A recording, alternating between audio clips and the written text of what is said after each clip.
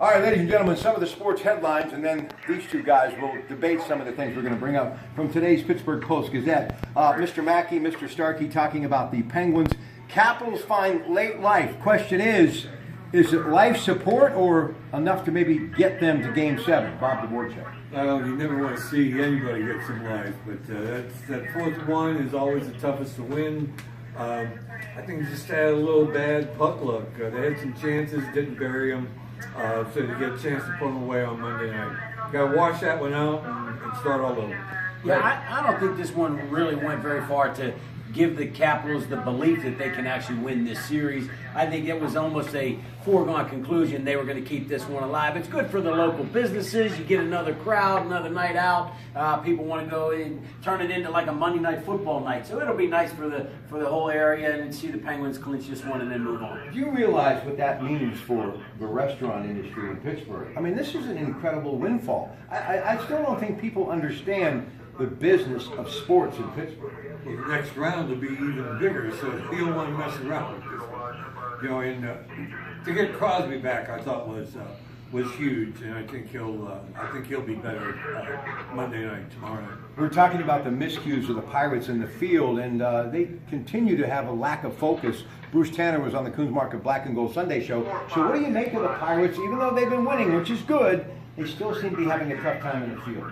Yeah, you got to tighten up with the leather and take care of some of those base running mistakes. These things drive you crazy because you think you should have learned those back in Little League. But the way this team is made up, they've got to have good defense and sound fundamentals to have any kind of success. And that is the problem. It's not just the defense. It's the base running thing is the scarier part to me because it's been a persistent problem for years now. I mean, these guys, they don't know how to slide right. They're running with one out and a line drive to left field. They're just kind of running it out. I mean, it makes no sense, some of the dumb errors that they make on the base pass. All right, now we're going to talk about this story. Of course, it is the Kentucky Derby, always dreaming your winner. Odds-on favorite to win, and already I'm sure the early favorite for the Preakness Stakes. So what does it do when you have a horse that just dominates and you don't have a balanced field moving along in the Triple Crown? Up next, the Preakness Stakes.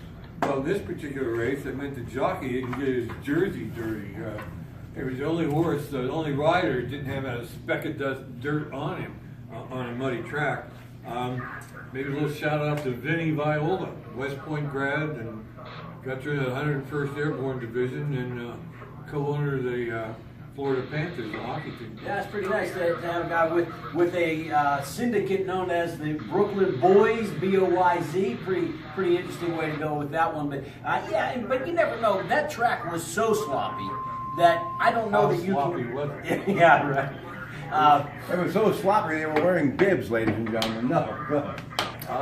All right, here we go. Ed Bouchette, of course, one of the best NFL beat writers in the country, part of our Steelers Connection, 93.7 The Fan, our insider, Pittsburgh Post-Gazette. The dream comes true, and of course, the one still to be. The other one, meaning James Conner. His jersey, his number, his Steeler thing is out there. You can pick it up. It just continues to be the feel-good story of the NFL draft. You know, one thing, Rob, that Ed pointed out in that story that I find it hard to believe is there was only one team that talked to Dr. Stanley Marks about the cancer situation with James Conner and whether or not that was something that could or was likely to recur. And with all the research that these teams do and all the background checks, to have only one team talk to his doctor, because he signed an authorization and release that anybody that wanted to talk to his medical people were able to do so, and to have only one team research that was almost dumbfounding to me.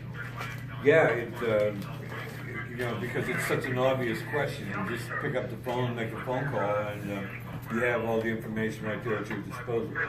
Was that an indication that there weren't a whole lot of teams really interested in it? Yeah. Last thing, you got Patrick Reed leading going into the final round of the Wells Fargo Championship. But how about John Daly on the senior tour? Got a lead, could win his first tournament since '04. Good luck to John Daly for many years, sponsored by the great Joe Hardy from your neck of the woods, Uniontown and 84 Lumber.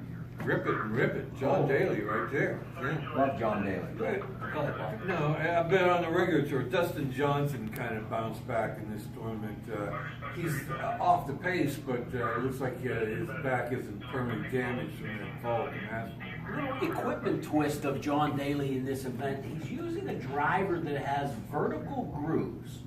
Huh. Never heard of such an animal before, but it's, the grooves are going this direction, not that direction. Don't know why the case may be. Maybe it helps with spin, something along those lines. But I have to get my paws on one of those to figure it out. So, in essence, what you're saying, to follow up what Bob said, he's getting his groove on. Ladies and gentlemen, have a great day. CBS Radio World Headquarters in Green Tree.